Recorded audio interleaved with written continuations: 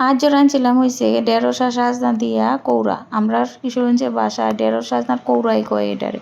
তো আজ যে পুরা ব্লগটা চিন্তা করছি কিশোরগঞ্জের বাসায় কইয়াম। আপনারা কিশোরগঞ্জের ভাষা আমার মুখে শুনছেন কিনা আমি জানি না।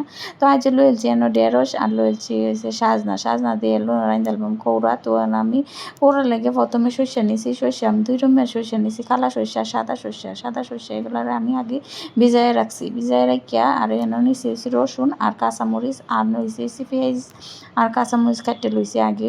আমি আগে ব্লেন্ডার করে লইলাম। ব্লেন্ডার করানোর লাগে লইছি সর্ষেটার আগে ব্লেন্ডারের জারের মধ্যে লইছি আর কাঁচামরিচ লইছি আর লইছি হইছে রসুন আর কাঁচামরিচ মিললে তিনটারে দিয়ে একটা গুঁড়া একটা দিয়ে ব্লেন্ড করেছি। এই যে ব্লেন্ডটা করে ওই এনে দেখেন একটা পেস্টের মতন হয়েছে। এই পেস্টটারে দিয়ে এখন আমি রান্নাম। প্রথমে এখন আমি কড়াইয়ে তেল দিয়েছি, হৌরা তেলটা দিতেছি হয়েছে। হৌরা তেল দিয়ে রানলে ভাল লাগে এই কাউন্টটা।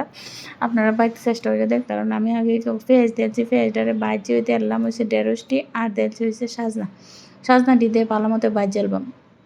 না বাজলে ভাল লাগতো না। পেস্টের মধ্যে ভালোভাবে মিশাইলছি। এরপরে দিয়েছি হলদির গুঁড়া দিয়া অন দেম হয়েছে লবণ দিয়া যতটুকু যে খাইছে আর যার মতন স্বাদ মতো দেলবাইন।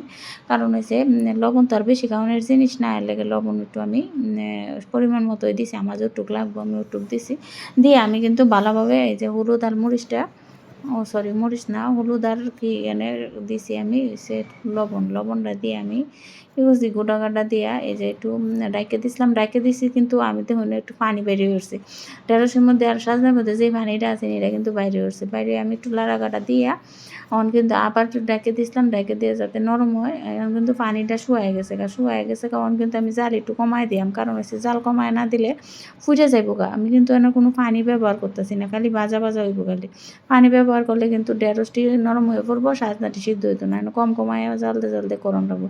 এই যে দেখুন কীরকম ভাজার একটা টাইপ ভাজা যাইছে। এখন আমি এই যে সর্ষেটা ডালবাম, সর্ষেটা দিয়া যতটুকু লাগবো আমি সর্ষে দিয়াম, যতটুকু বাড়ছি আর সবটা সর্ষে দিছি না, একটু দিছি। আর এটা ব্লেন্ডারের মধ্যে যতটুকু পানি আছে না এটাও দিলছি। কারণ ফালানি তো যাইতো না, অপচয় করতে আমরা নারীরা পছন্দ করি না। তো এনে দিয়া পানি একটু ঝোল হইলে মাখো টাইপ হইব, খাইতে খুব ভালো লাগে। তো এই যে আমি দিছি দিয়া কিন্তু আবার আমি এখন কিন্তু ডাকবো না। এখন জাস্ট জালটা দিয়া যা সর্ষেটা যাতে একটু তেলের মধ্যে একটু ভাজা হয়, তাইলে স্বাদটা আইব।